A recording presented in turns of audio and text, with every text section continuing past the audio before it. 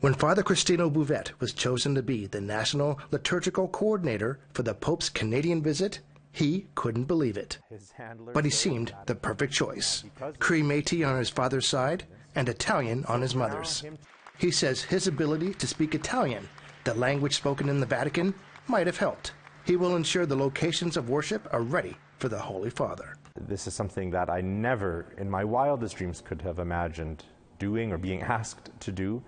So of course it is a great honor. It's a huge burden too. I don't want to get it wrong, right? There's a lot that needs to be done in a very particular way, in a very tight timeline. But then at the same time, there are people whose hearts and souls are wrapped up in all of this. And so to make sure that they are adequately cared for, loved, respected, that's always at the front of my mind.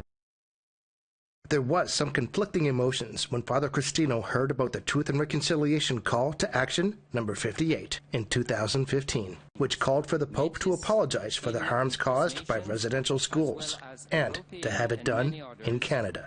Father Cristino's grandmother, Amelia, was a residential school survivor. She attended the Edmonton Indian Residential School, operated by the United Church.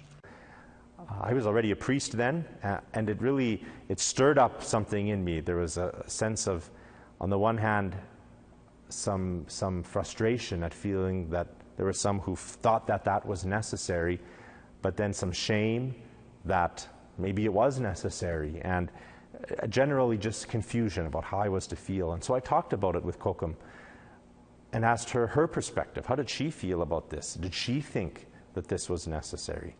And interestingly, she didn't.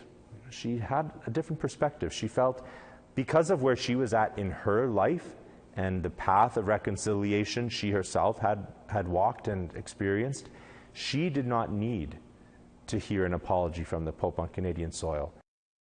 Father Cristino says his grandmother would be proud of his work. Knowing her and knowing the people that I know she loves and cares for, who are looking forward to this, who do feel that this is necessary, she would be just over the moon that I am having some part in it, and that it is all actually coming to pass. I think the joy that I know it would bring her, the honor that would bring her, is a part of what has motivated me throughout this process as well.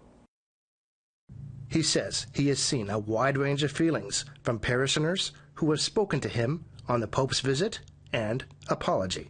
There are those who are adamantly against the Pope coming to Canada.